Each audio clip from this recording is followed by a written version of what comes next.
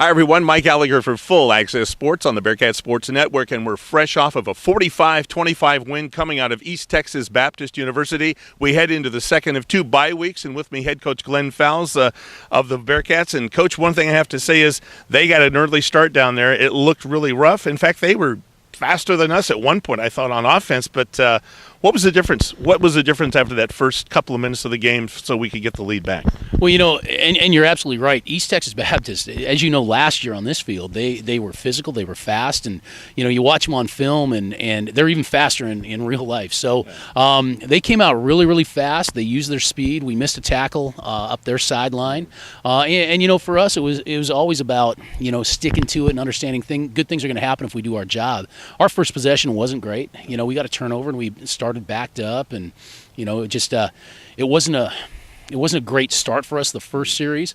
Then the defense came out, had a big stop, got the ball back for us, and then from there it was you know, full steam ahead. We were ready to go at that point. You know, we've never played in that kind of mud, and, you know, maybe it took a little while for the guys to get their feet wet, let's say. Yeah, that's exactly. And we're not playing on turf. We're playing on that kind of a clay mud that was kind of harder, and it's hard to stand. Their kicker fell down twice trying to kick extra points. Yeah, it was unbelievable. The field was a sponge, and I've never stood on a sponge like that before. But you know, I was surprised because you look at it on film, and it didn't tear up the way it felt when you walked on it. And you know, both teams had to play under the conditions, and our guys, you know, handled it pretty well, and you know, and better than their team did. So it was one of those that the conditions played a little bit of a factor, but, you know, all in all, I think that for us, we kind of stuck to what we thought would work under those conditions, and it was a little different this week than it had been in previous weeks. Each team ran over 90 plays, both teams close to 500 yards in total offense.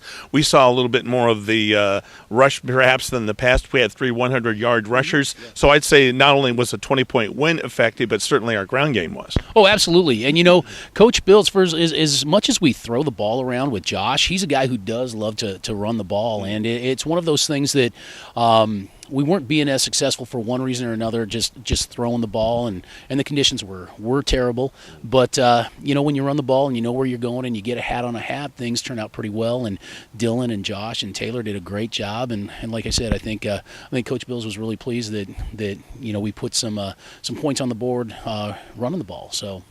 And one of the things that happens in football, sometimes it's the same couple of guys stepping up.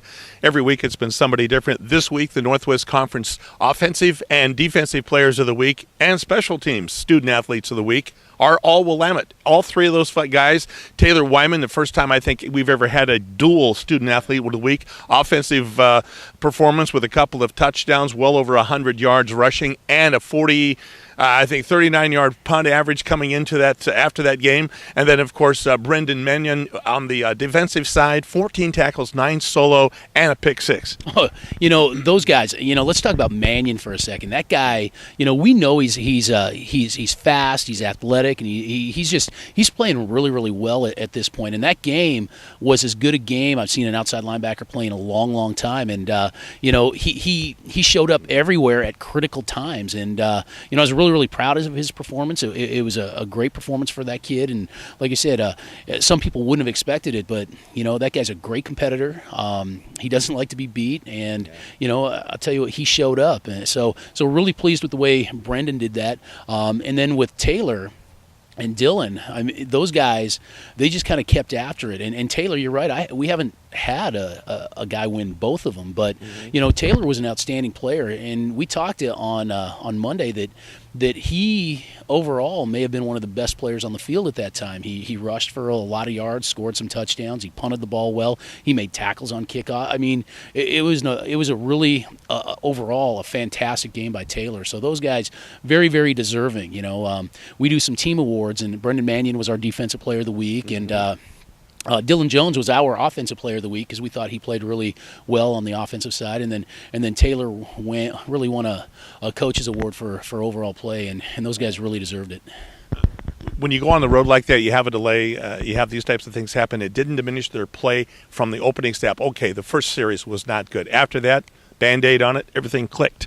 Yeah, and it's one of those things that we talk all the time about, not letting the outside factors control what you do, and it comes down to, you're a thermometer or a thermostat, and we got to be able to control the outside factors, and those things can't go into the way we play. We got to focus and finish on everything we do, and I thought the guys really did a good job, and again, that's something that I don't think either team can really prepare for, what happened, and our guys handled it pretty well, and they were in good spirits about it. They didn't get too tight about it.